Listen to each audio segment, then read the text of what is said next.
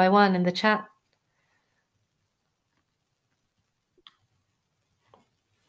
Hanji. Waheguru Ji Ka Khalsa, Waheguru Ji Ki Fateh. Hanji, so the first question that we have, Benji, is Benji saying that she's been doing Simran twice a day since Sunday, listening to the recording, but she feels a bit foggy and a bit lost during the day. So when she's doing the Simran or when she's just finished the Simran, she feels quite peaceful, but during the day she feels a bit foggy. So is that normal? What can she do about that? So I love this question. It makes me really happy to hear that you're feeling foggy. Hanji, sorry? Okay, can everybody try and mute themselves unless they want to contribute? Amandeep, maybe you could mute all if you can do that with your admin permission. So Amandeep, I'm going to ask you to add to this, but when we start to connect to spiritual realm, when we're doing the Simran and we're connecting more to spiritual realm, to Nijgar, to Dasandwar, to Sahajgar, what happens is we start to disconnect a little bit from from material realm, from the usual, I guess, disconnect from the kind of thought emotion cycles that we have been in for many, many years, perhaps even lifetimes. And what happens is that we start to feel different. We start to feel sometimes a bit disconnected from this material realm. We start to feel a little bit possibly removed from kind of emotionally as well. And so there's a kind of fogginess that can happen internally, but also a fogginess in terms of our vision.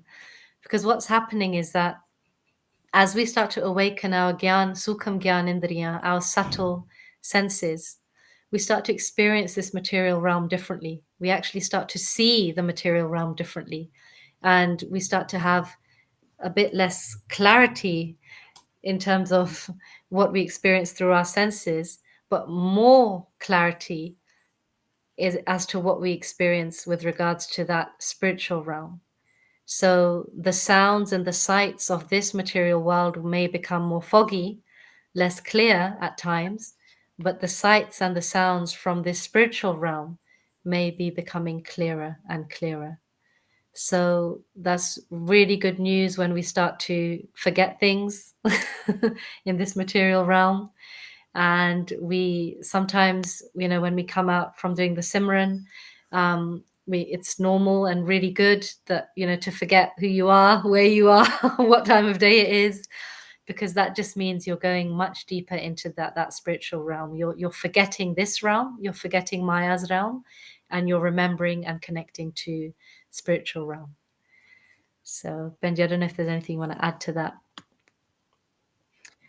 Hanji, just to kind of re-emphasize, if you think about what was your state before you started the Simran, and a lot of people will have, for example, anxiety, they'll be fearful, they might have vichar that are judgmental, or think about the past a lot, think about other things that have happened. So Benji's probably even better to answer this question, but when we're in this state called fight flight, as Benji's a psychologist, we'll get a very narrow focus when we're in that state of stress, basically, in simple language.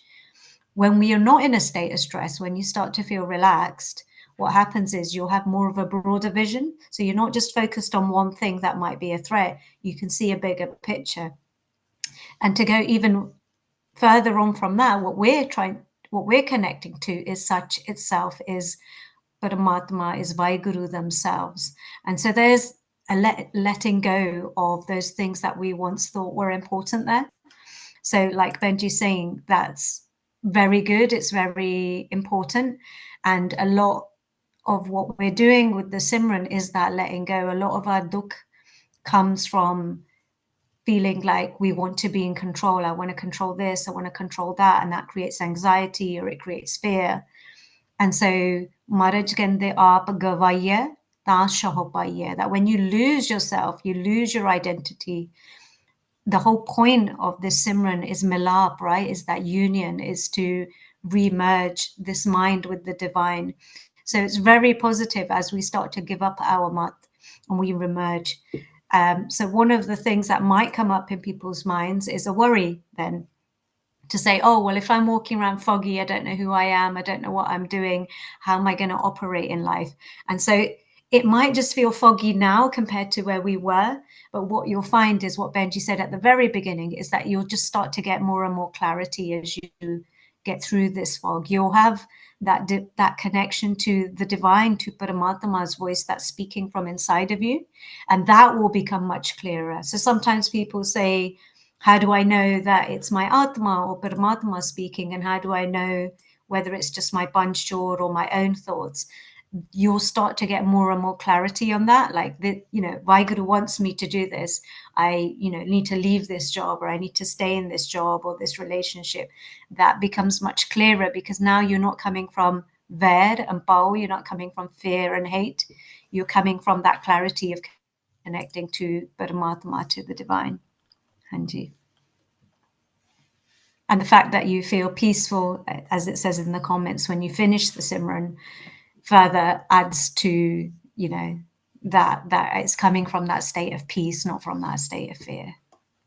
Hanji. So I remember somebody being at some camps recently, last year, and, this person was walking around and didn't know anything, didn't know that, ask them any question, what's on the timetable, almost to the extent like, what's your name? And this person didn't know where they were because they were just so engrossed in the Simran.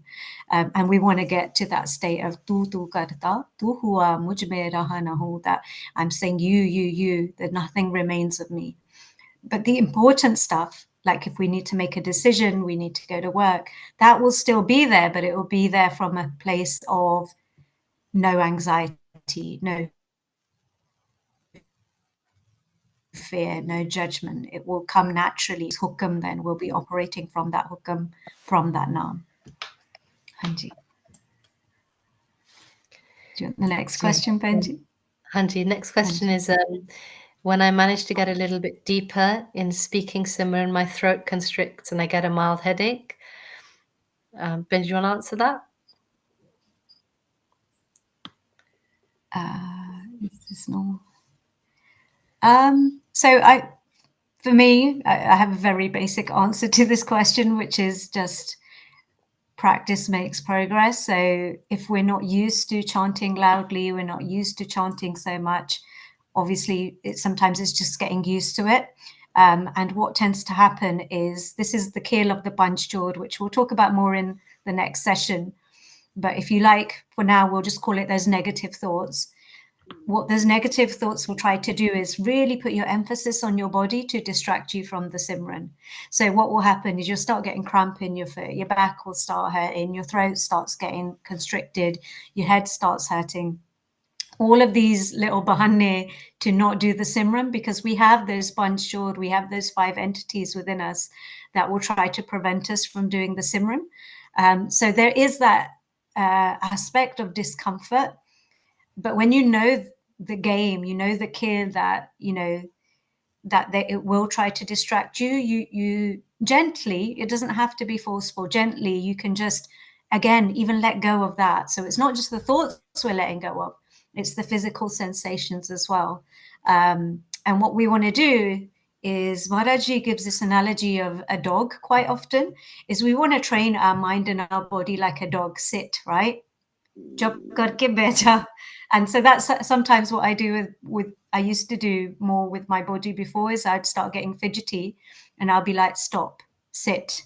And I would tell my dog and I would tell my mind and my body to sit still. And the more you tell your body and you remind yourself, it's okay, I'm safe, this is just the Panchjod trying to distract me, the easier it gets. And then it doesn't matter what sensations start to happen, you're able to just sit through that, because you want to just cut off as many distractions as possible. So we've talked about in the Simran, we want to close the 9 doors of the body to the external world. So now you're not being distracted through your eyes, through your ears, through smells, and then your thoughts will come and distract you. Okay, now I've started doing Simran, I've started chanting, and then then your throat gets dry or your back starts to hurt. So it's all just that kid. And it's just, again, to come back to kind of psychology and science, it just helps us to understand. Obviously, Gurbani is at a higher level, but it's about that regulation as well. So maybe Benji, you can talk a little bit more about that and how we're able to regulate whilst doing the Simran. Yeah, I was going to say that when we start to turn towards the body, so turn towards developing awareness, when we're doing the Simran, we're spending time with our whole system, our mind, our body, in a way that we might not have done before in such a deep way. And when we turn towards ourselves, many times we spend our whole lives trying to avoid ourselves, whether it's our mind, the thoughts, whether it's some stuff that's coming up in the body, and we distract ourselves, or we push feelings and thoughts to one side, because they feel overwhelming. And what happens is that very often, especially starting stages of doing Simran, we're kind of now turning towards all of that stuff that we haven't really sat with for a long time. So it's very common to find that you're noticing old sensations or new sensations that are coming up in the body. And also, there's this concept of stuck energy as well, right? That, when we're doing the Simran, we're turning towards the places and we start to notice where energy is stuck within the body. So if there's constriction somewhere, or feeling of tension or heaviness, or that, we don't really need to know this, but it gives a bit of honsla that that's probably just places where there's been a bit of stuck survival energy from things we've experienced, various things throughout our lives, that we all do. And the Simran is naturally, just as we continue doing that and we allow ourselves to sit with that feeling of stuckness or constriction, what very slowly will happen is that there will start to feel like a flow. So that constriction will start to release and reduce. We don't need to pay attention to it. It would just happen by itself. So just exactly what Amdeep Benji was saying, that all kinds of sensations and sometimes very difficult thoughts, confusing thoughts, inappropriate thoughts, extreme thoughts start coming up as well. And we're like, oh my gosh, I'm supposed to be doing this Simran to clear the mal, but all I keep feeling is it's all bubbling up to the surface. And that's exactly what happens at the beginning stages. That's a really good sign, because when we're finally now sitting with the stuff that we've tried to push away for so long, and we don't need to spend much time with it. We don't need to dwell on the thoughts or dwell on the sensations. It's just the trust is that as we're doing the Simran, it's going to be clearing in the way that it needs to clear. And the other thing about feeling emotional, that's really, really a good sign. So, like when we cry, literally the stress hormone cortisol comes out through our tears. So that's a really good sign of release when we're crying, when we feel emotional, and when the mind is becoming more nirmal. That's exactly what happens. We're doing the Simran, we're clearing the man, and the tears come. And all of that survival energy, all of that stress that has been pent up within our systems for lifetimes is slowly clearing away. So that's brilliant. Yeah. Sounds like you're doing exactly the right So thing. nice. A nice little analogy, because I'm a visual thinker, that Maharaji uses is when we're purifying gold. So gold can have other different metals in there as well. So you have to apply the heat to the gold, and the gold starts to melt, and you sift away the impurities. So in the same way, within our within our mind, as we apply that heat of the Simran to our mind, those impurities rise to the surface. Now, what's important is we don't start to try to make meaning out of those thoughts. Oh, I'm having this vichar, so that means I'm a bad person, or, I'm feeling emotional. What does that mean? It's just the impurities rising to the surface. We don't need to put any dhyan. Just like when we go to the bathroom, we're releasing stuff. We don't need to focus on what we're releasing, because we're getting rid of it. In the same way, whatever comes up during Simran, it comes up, you let it go. It comes up, you let it go. You bring your attention, you bring your dhyan back to the tone, back to the sound of the Guru Mantra again and again. Waheguru. Hanji.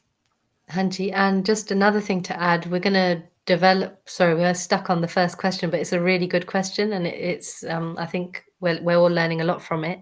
As we go throughout the course, we're going to start understanding more about the internal parts within us. So we'll start to know and understand that actually Gurbani tells us that where do the thoughts come from? When, you know, who's bringing those thoughts? And Gurbani tells us those sponge inside of us, those sponge jor is dehi andar, sponge jor vase, kam, krodh, lobh, moh, ahankar, that those entities inside of us, their job, the way that they exert their influence to disconnect the mind from Paramatma is through sending thoughts, panjachor, chittava vikara, maya moka ihipasara. So when we start to understand that the thoughts are simply just those sponge playing, doing their role within this keel, then the thoughts will come and we don't pay attention to them. We don't pay attention to the content of them because we know that you know, they are just there to ensnare us in that web again. So we just come back to the sound again and again, whatever comes up, the thoughts, the sensations, you know, images, traumas, memories, all of that. We just keep teaching our mind how to come back to connection again and again. So next question, people are saying that they're finding that they're feeling relaxed doing Simran, which is brilliant. You know, that's fantastic. That's exactly what Gurbani tells us, Simro, Simar, Simar, Sukh Pavo. That we know that we're doing the Simran as per Gurbani's instruction when we are gaining that peace, that sage. So that's brilliant. Amdeep Benji, I'm going to ask you to answer this one. When we sit in the Simran in quiet, there's the empty noise by the ears. Are we to ignore that? We missed the question, Benji. I think we've missed a few. Oh. Hanji. So so there's one about, sorry, I've lost it. It's okay, Benji. Yeah, let's Sorry, do this. I've lost I think it is. Yeah, so it's when we sit in the Simran. What? Let me go back. Yeah. Oh, sorry. Oh, sorry. That's a next direct question message, Benji. was, That's why. Sorry, I had a direct message in between there, so we can answer that. Okay. There's the empty noise by the ears. So do we ignore that? Hanji. So we definitely don't ignore that. That's actually, I know it sounds like we're saying everything's a good thing, but it really is a good thing.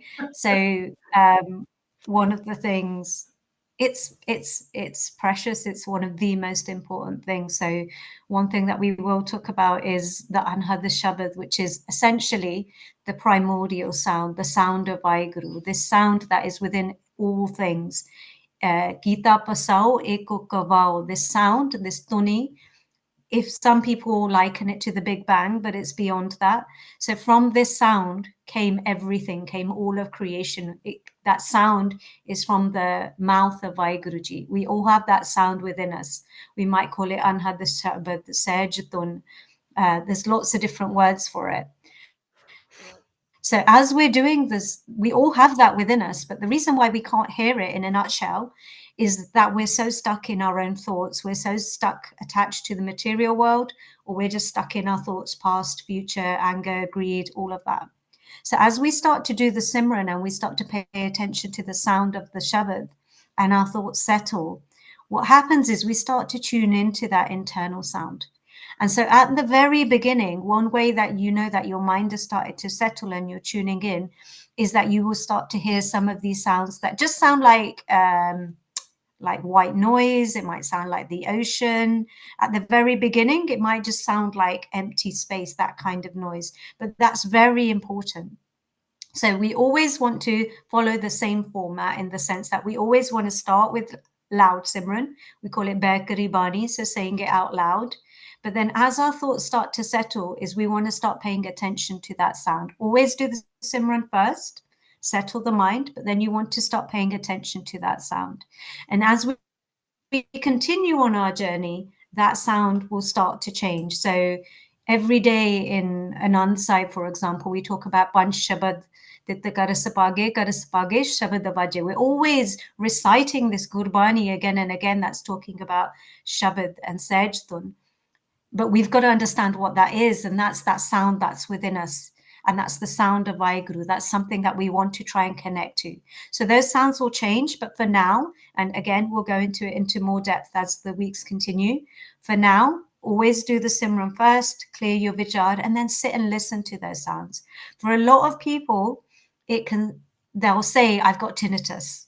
And it's something that we used to say in Sangat as well. And we thought, oh, since I've started doing Simran, I've developed tinnitus. And it was only when we started talking to Sadh Sangat, we started talking to people who have actually experienced this and they're much further along on that journey. They would ask us questions and say, oh, where are you hearing it? Is it coming from outside or is it coming from inside? Where, you know, how does it sound? And so based on those questions, they were able to say, actually, you're starting to hear Anhad Shabad. That's brilliant. Keep going with your Simran. The more Simran that you do, the more those sounds will change. There is more of a technical explanation about the sounds, but we're going to save that for the future week. So we're just going to keep you hanging on that. But it's also because we don't have time right now, but it's a very good sign. Hanji. Anji, so another, I think Benji has asked the question, with the disconnect from material world, I start to feel a bit down, like, what is it all for? It's not good enough compared to the spiritual realm. I also worry that I may lose connection with people in my life because their meaning to me changes. So that's a really good question. Thank you for sharing that. I think that is something that many of us experience when we're starting to connect more, starting to go deeper on this spiritual path. And you're right. When we spend time in that realm and we experience all of that peace, and then we come out, we open our eyes, and we start interacting with the world again, and we start taking thoughts about everything that we see, hear, smell, taste, all of the thoughts that we start to take. We lose that sedge, we lose that peace, and then we start to feel like maybe this material realm is no good, and we have this desire to spend more time in spiritual realm. But what Gurbani says is that this worldly realm, this was just a play anyway. And we start to feel that, when we start to do the Simran, go deeper, we start to connect more with our true self, we start to really feel that actually the true self, the true Desh is inside of me. And this worldly realm is not my true home. It's just where the mind is sent to play a game for a very short time. This is meant to be a guest house. Dadda dera ehe nahi. Jeh dera tehjan. And in the same way, I was talking to somebody a couple of days ago, and we were talking about the analogy of when actors get up on stage, and they may be acting out some amazing things, like beautiful, heartfelt scenes, or scary, horrific things. But in that moment, they're playing the role. You're seeing the emotion on them, but they know that they're simply playing a role. They know that at the end of the play, they're going to come off stage, they're going to take their costumes off, and they're going to be whoever they are underneath that role. And so when you start to do more Simran and go deeper, you start to truly feel that disconnect from material realm. And initially, that is a bit disconcerting, and there'll be a bit of pushback from the system, from the bunch, because the bunch will be like, hey, hey, hey, you've been our sati for so many lifetimes. You can't go now and start disconnecting from us, not taking our wisdom, not taking our guidance, not getting engrossed in the thoughts that we send you. And so there's pushback in the system. The bunch will start sending thoughts like, maybe this isn't right, it doesn't feel right, I feel different, this feels unusual, like I'm getting all these sensations, I'm getting these thoughts, or worries start to come up. How am I going to cope if I'm disconnecting from this worldly realm? And all of those are just brought by the bunch to kind of put us back on that old path that we were on. And what Gurbani says is that, talking about worries about disconnecting from friends and family, um, my personal experience has been that actually connections with people around me have never been deeper. And by deeper, I mean that prior to connecting to Simran spirituality, the relationships I had, although they felt like they were deep, they were based on very surface level things like, talking about other people, building a bond that way, or based on lena dena, or things like that. Whereas now, relationships that are there, You know, even if things are said, expectations are not met, you know, people might say unkind things or do unkind things or whatever it is, the surge inside of me, you know, this doesn't always happen, but more often than not, stays and remains, and the love remains as well. And so what that result of that is just deeper, more loving connections, as opposed to anything else. And then there is obviously that aspect where there might be some people in our lives that are kind of walking a slightly different path, you know, vibrating on a different frequency.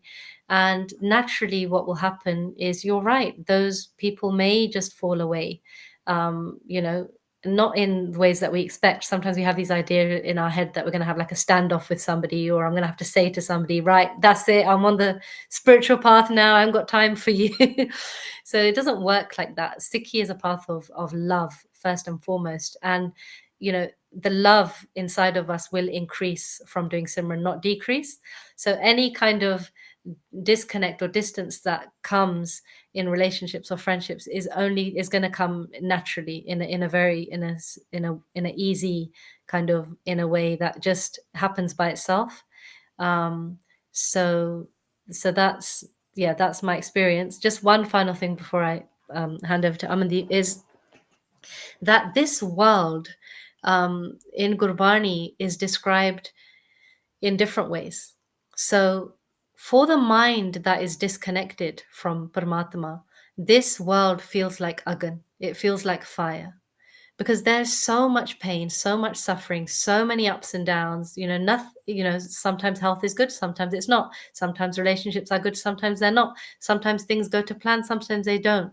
You know, sometimes we lose people. So life within this material realm is very up and down, you know, and can create turbulence inside of us to the point where we feel like we're living in a fire. And what Gurbani says is, so Agan Kutamb Sagar Sansar. Our experience of life in our families in this world can feel like fire. But on the other hand, for the mind that is connected, who's learnt to connect to the Sage inside, this this Jagat is like God's place, you know. Har mandir eho jagat hai. Like, this is Hari's mandir. This feels like bliss, because even in spite of all the ups and downs, the highs and the lows, if the mind has learned how to stay connected to Saj, connected to Nam, connected to Paramatma, in spite of that, then we can feel like, actually, we can feel connected to peace and bliss in spite of whatever's happening in this realm. So, Hanji, Benji, anything to add? Hanji. Yeah, just to kind of summarize a little bit, just add a little bit, which is, you know, we'll go through different phases at different times. So it can feel difficult disconnecting with things that we're used to and going through phases. So I can say personally, I've been through that experience where I start to feel like, what, you know, what's the point of this life? This life feels difficult, but when I'm got my eyes closed, um, that feels amazing. So it's, sorry, just trying to, if everyone could just, what happens is, as we disconnect from one side and we reconnect to Maharaj, to Paramatma, to Vaheguru, that starts to make us feel full again. So while on, like Benji was saying, on the one side it feels like it's fire, the more you start to connect to Vaheguru, the more you start to feel what Gurbani talks of as Bismad, as like amazing. So you'll go through those phases. Sometimes you feel like you need to put a bit of distance between you and other people who you might not match in terms of your vichar. But my experience has been, then as you start to change, you're able to still handle those situations without it affecting you, and those people might still come back into your life. So yeah, that's just kind of, in summary, is just to keep going with it, keep doing with it. Whoever's meant to stay will stay, whoever's meant to fall away will fall away, like Benji's saying, through a state of Saj, through a peaceful way. We don't have to have arguments or, you know, make a stand. But as we continue on this journey, that sense of peace and bliss will start to increase. And then you'll find actually the relationships that you do have in your life, the things that you are doing in your life, have more meaning, are more powerful. And that can be moment to moment. So like in Shabad Hazare, Guru Arjan Dev Ji is saying something along the lines of "Jab tum na hote ta kaljug hota."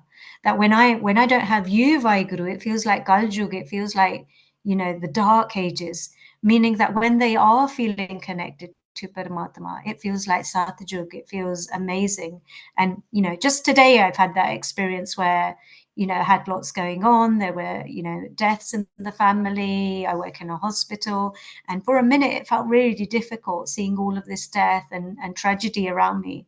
But then just taking that time out on the way back home, doing that Simran, reconnecting to Maharaj, that changed my perspective on it. And then I felt full again. I felt like actually there is higher purpose in all of this. There is something more deeper that we can connect to. Hanji. So we can continue. Hopefully that's answered the question. Vaheguru. So somebody saying, since Sunday, they've been able to do Simran for 20 minutes. They felt a natural pull towards the meditation practice. Their mind still drifts at times, but they notice subtle vibrations in their heart and sense of connection they can't explain.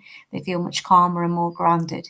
So I think it's important to share those success stories as well, and have those questions, that it is possible, and it is a natural pull, and it's like a force of gravity. We've come from such, we're a part of such, and we at some point that illusion is going to fall and we're going to return. And it's not that we're separate and now we're going back. It's just the illusion of the mind that we were separate and now we're going to go back. So there is, sometimes we make it into a have to or a should do, or it's a hard to do.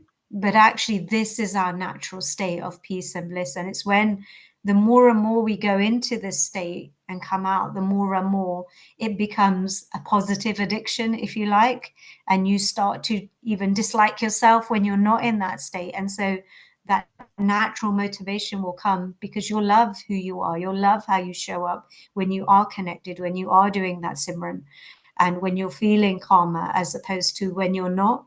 And I always laugh. Sometimes it's funny because what used to be a really big issue before isn't a big issue now. But sometimes just having one judgmental thought can feel like, oh my God, this feels so difficult now, because we're trying to make our minds so pure.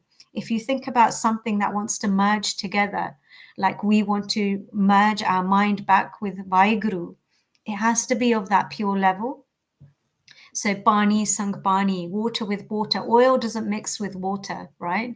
Ribena mixes with water, but it taints the color. So in the same way, the more we do the Simran, the more our tolerance level for anything that's not truth, for anything that's false, will change. And the more we'll get pulled to be doing the Simran more and more. And so that's, rather than a vicious cycle, that becomes our virtuous cycle, because then we're feeling more and more peace, more and more bliss. I was reflecting the other day on, there was a time in my life just before I started doing the Simran practice where occasionally I would feel okay. Occasionally I would feel happy or peaceful, but most of the time I was dukhi, I was struggling, I was suffering. And now it's the complete opposite, Maharaj Di Kirpalan, where it's occasionally I'll feel a little bit of dukh, or I'll feel a little bit conflicted, but most of the time it's peaceful. So it's exciting. So Maharaj is blessed all of us in Sangat to walk on this journey, and it's nice to hear those positive experiences as well. Hanji. So then, shall I read the next one, Benji, so you can answer? Hanji. Sure. I'm going about my day and suddenly Simran will come into mind. Is that me thinking it like when we were younger, we remember the lyrics of our favorite song? Or is that my soul speaking and am I hearing it like that, like the Anand? So that's amazing. You know, to be able to do Simran, it's Paramatma that causes us to do that, right? So, so Simre Jin Aap Simrai, that is Paramatma that causes us to chant, to connect. And so the more we do, the more we have opportunities to do. So, in the same way that the mind habitually takes thoughts day in, day out. Apparently 95% of the thoughts we think today are the same as the thoughts we thought, the thoughts that we thought the day before, the day before that, the day before that, the day before that. In the same way that when we start doing the Simran and it starts to become kind of like a program, it starts to become so embedded within us, then naturally the mind will start to do Simran more and more throughout the day. And it's that doing the Simran throughout the day that bridges the gap between what we were talking about, which is experiencing Saj when we're doing the Simran, but struggling when we're not doing the Simran. And in order to change that, in order to start to connect to Nam, even when we're doing our worldly things, utat batat sovat Nam, the first step is to start chanting when we're not sitting down with our eyes closed, whilst we're doing our garam, whilst we're doing our worldly things, and learning how to keep those two things parallel, garam and dharam, which Gurbani says, garam dharam doye chaupar sajo sat karo tum sari. That the true way of life is the ability to, not just to do Simran, take yourself away and connect and then come back and not connect at all, but to keep those two in parallel, so that at every waking moment, we have the ability, we've trained the mind to connect to the Nam. So that sehaj that we get when we're sitting down with our eyes closed, we have access to that 24 hours a day with every breath. So amazing that you are connecting to the Simran in that way. And it's the mind. The mind is the one initially. The Atma is the one initially that is doing the Simran, and we are teaching the mind to listen. So the Simran is happening all the time. The Naam is resounding all the time inside of us 24/7. But the mind has not listened to the Naam, has not connected, is asleep for so many lifetimes. And so, the Simran is always accessible to us. The Naam is always accessible to us. It's what we're doing with the little bits of Simran that we're getting you guys to do initially is teaching the mind how to listen. And then you'll just start to hear it more and more and more. Anji. Amazing. So somebody's put a comment. So true. Acknowledging our feelings are so important. I spent many years pushing things away. I think it's important to comment on that because I feel like it's very specific about how in Gurbani what to do with that, because one of the things that I found was when I was going on like self-development journey, healing journey, spiritual journey, call it whatever you like, is there's a very fine line between completely repressing our feelings and what people might call I forgot what it's called when you no, the phrase is gone, spiritually bypassing what we're feeling. And then there's this sense of overly emphasizing what we're feeling as well, where we're saying, oh, I'm feeling this way because my mum did this when I was younger, or I experienced this trauma. And I don't feel like Gurbani is saying that either. It's not saying put all of your attention on it. There's this concept of allowing it, what Benji said earlier, is it just allowing it to flow through you. So you're not repressing it. You're not putting your attention on it, but you're just allowing it to flow. And that will start to happen automatically the more Simran that we do. And I think that's really liberating, because many people, like I did, will get stuck in one or the other. So I used to repress all my feelings.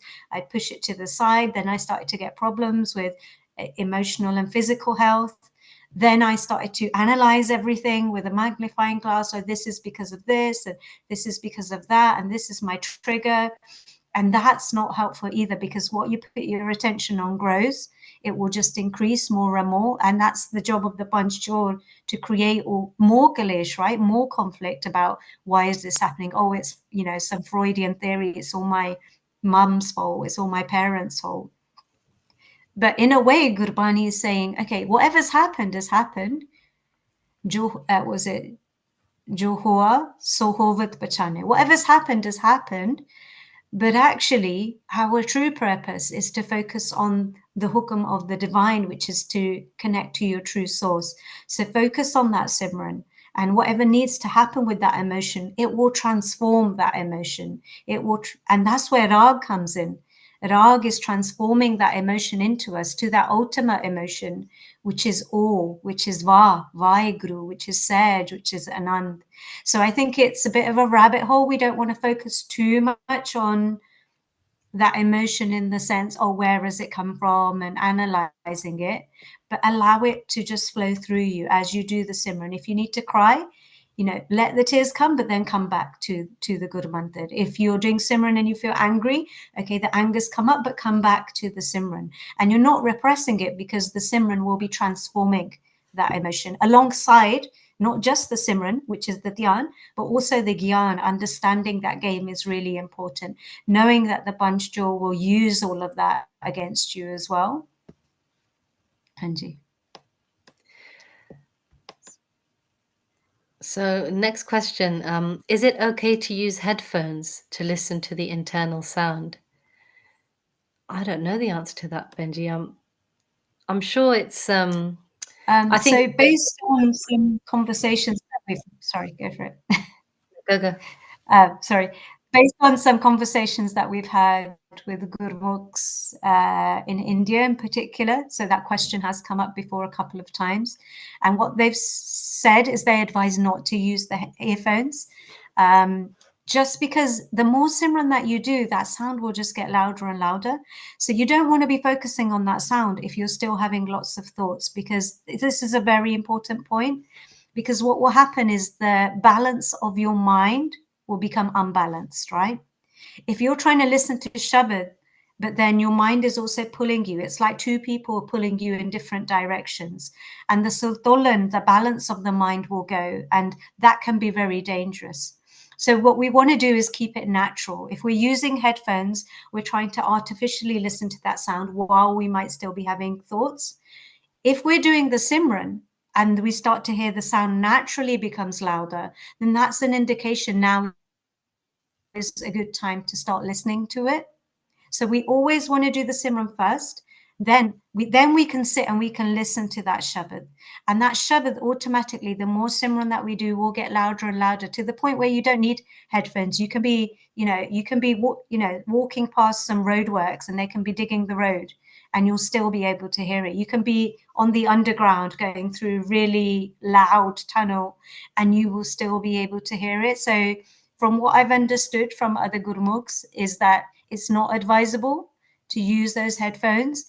But just the best way is to quieten the mind through the Simran and then just start to tune into it. If sound is heard whilst doing Simran before going into Antargat, what should we, sorry, it's just jumped away. What should we do? Listen to the sound or carry on doing the job? So Benji, do you want to answer that? See. Okay.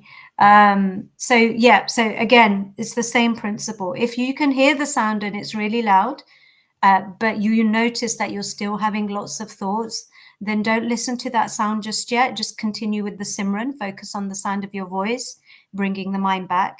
It's only when the thoughts get really less or none at all, that's the best time to be listening to the sound, internal sound. So we always go through that process. It's very simple, is do the Simran first. When you've got hardly any vichar left, hardly any thoughts, then you start to go inward. And then you can just practice that. So you might, for example, you might do 20 minutes of Simran and then just go inward and start listening. And you might be fine for 5 minutes, but then the thoughts start again. Then you might go back and do the Simran again and do that. As you continue, the more practice that you do, there's some Gurmukhs who, they only need to do 5 to 10 minutes Simran, but the Shabad is so loud and their mind is so pure, if you like, their mind is so settled that they can go into it quickly, but it's just that practice. Vaheguru. Benji, so is it okay to eat or have tea before doing Simran? If I'm hungry, I can't concentrate. Yeah, this path isn't one of depriving yourself of anything in a worldly way. So absolutely eat your food, eat something if the hunger is distracting you. But what you'll find is naturally as your dhyan increases, is stronger, you won't really notice any fleeting feelings of hunger as much. But yeah, absolutely. There's a Shabad, I think, Bhagt Kabir ji says, "Bhukhe bhagat na kijai, ye mala apni lijai," that, like, take your mala. I'm not doing bhakti because I'm hungry. So, absolutely, eat if you need to. Some people say, is it, sleeping is another thing that comes up a lot with Simran. Is it okay to sleep if I get tired during Simran? And we're going to talk a lot about sleep next time, but sleep is, if you're sleeping whilst doing Simran or after doing Simran, that's a really good sign you're leaving your body and you're going into sun, your mind is going into sun. So that's really good. But yeah, you don't want to put any pressure on yourself in terms of your physical body.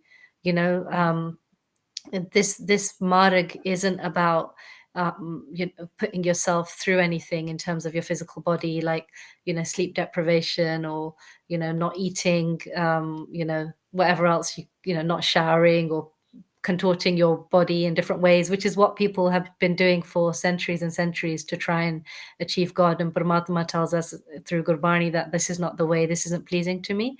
So this is a kill of the mind. So yeah. I've got a direct message, Thank you. Benji. So I'm just aware of time. Yeah, Okay, go for it.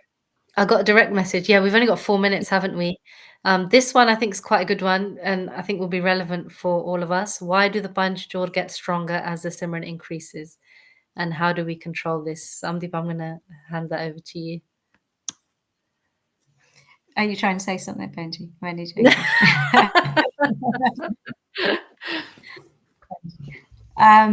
So again, it's just a natural part of the keel, like Benji was saying at the beginning, not just this lifetime, but for so many lifetimes, those sponge-jawed, those negative tendencies have had a stronghold upon our mind. So naturally, if they've had, your mind has been used to having that stronghold of the bunch pulling you in a particular direction, or how Maharaj talks about it is they become the Raja, they become the king of your mind. And now anybody who's the king, they don't want to get dethroned, right? So they're going to fight back. There's going to be resistance. As we start to do that Simran initially, there's always going to be that resistance from the Panchjord, and they will get stronger and stronger and stronger in subtler and subtler ways. But a really nice way to understand it, I heard this before, is if you understand it like gravity. When you're on the earth, gravity is really strong. The Panchjord are really strong when we're in this body, right? But as we start to come out of the earth's atmosphere, there's still a pull, but the pull gets a little bit weaker. And then once we come out of the the gravitational pull, we go into space. That is no longer there. They know that power no longer has any control over us. So in the same way, when we're starting with that Simran, that pull of gravity, the pull of the bunch will be very strong, especially when we start at the beginning. But the more consistently we do it, the more we understand the game, we watch those bunch, we shut the bunch down, we come back to the Simran. What starts to happen is it gets easier and easier, and especially as we start to go into Sun. So this is really important. Again, we will cover this in the other weeks of the course, is as you start to go to that place beyond your thoughts, you go into the void where you have no thought at all, where Benji was saying it feels like you've fallen asleep a lot of the time. You can also be aware in that space. When you go into that place, that void, that sun, what happens is that's like going into space, like the analogy that I just gave, or the metaphor that I just gave, where the mind is being washed. Manda ishnan hunda, pariye mat papa ke sang, uho tope nave ke rang. So when we then open our eyes after we've done the Simran, we've gone beyond the thoughts, we've gone into the void, we've gone into Sun, then we open our eyes, what we will start to find that we've changed it internally. Our mind is not so controlled by anger, by greed, by lust, by attachment, by ego. Our mind is much easier to come back to Sach again and again, back to truth, back to Simran, back to Vaheguru again and again. So what happens often is they'll start the Simran, they'll stop, they'll start the Simran, they'll stop. But we need that consistency, or we'll just keep chanting. We'll just keep chanting, and we won't move on to the next stage of the listening. And so it becomes really difficult to maintain that progress. But if we're being guided by the Gurmukhs who have actually reached the higher avastha, they're able to guide us to say, okay, do the Simran for this long. When your thoughts go into Sun, keep going into Sun as many times as you can. When you start to hear Shabad, now start to listen to Shabad, and then Maharaji Kirpanal Prakash will happen. When you follow that system, that's given in Gurbani, it's not a secret, but we do need the guidance of people to translate that. You know, if I tried to do a medical degree and I started reading the manual, I wouldn't understand a lot of the terminology. But if I speak to a doctor who's practicing, who knows it all, then they can guide me in that sense. So how do I control this? Keep consistent with your Simran practice, make it longer. Try to do the Simran for as long as either you're falling asleep or that you're just finding that your thoughts lessen. You try, like Benji was saying, with your eyes open as well. You know, you're doing the atta, you're driving the car, you're writing emails. Just try to keep that Vaheguru Simran going because it's about killing those thoughts. Even if you sit for half an hour every morning, but then all day you're taking on all these fearful thoughts or judgmental thoughts, that's going to affect your Simran practice. So that's really important. Hopefully that's answered the question. So we've literally got a minute. Is there any other questions or anything you wanted to add, Benji? No, there's a couple more, but we can, I think, address them when we meet next time. There's one about what sound is it that we're supposed Hanji. to hear, so we can address that in the next session. And doing Simran with moving the tummy slightly in and out, we can say yes, it's helpful because there's a movement of the pavan, and you're emphasizing that the breath. But we can, Amandeep, if you want to explain that more, or we could leave it for the next Yeah, I session. think because we'll have more time, I don't think we can do justice to that Yeah, question in a with minute those. because it can Yeah. get quite technical about why we do that. So we're definitely going to cover that in the coming weeks. But for now, it's, you know, that practice is just focus the mind on the sound.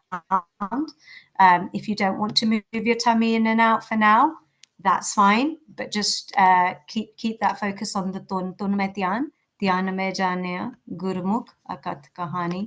And yeah, join us on Sunday for week 2 of the course. Like we said, we'll go a little bit more into depth about why we do the Simran, what does Gurbani say about why we're doing it. So there's another question, how to focus when there's so many horrible things happening in the world. Yeah, we'll cover that as well. Hanji. So for now, it's Gurbani ke hai, Sevak Jana Mane. All of our questions actually get answered. The more we do the Simran, the more those answers are going to start to come into our mind automatically. It's not that we have the answers and someone else doesn't. Those answers are in such, they're in Vaheguru, they're in that space, they're in that connection. So the more we connect to that, the more those answers are going to start coming directly to us. So we're going to finish off there. Please join us on Sunday. Ask the questions again if we don't cover them. But for now, I hope everybody's abhyas goes well. Maharaj Kirpa Karan Saryan Te. Vaheguru Ji Ka Khalsa. Vaheguru Ji Ki Fateh. Vaheguru.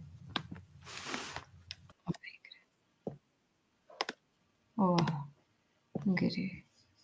Vaheguru. Vaheguru.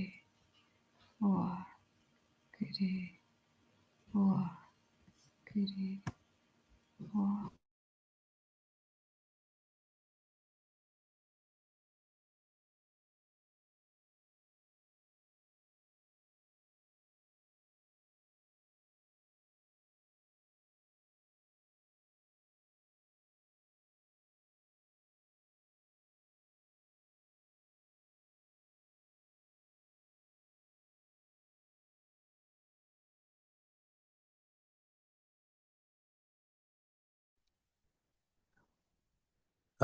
Sorry, Benji, can you hear me?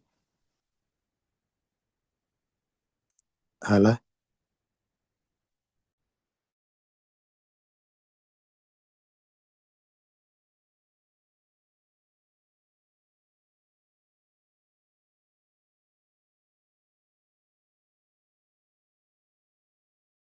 Uh, Ben, you had a quick question. Sorry. Hello.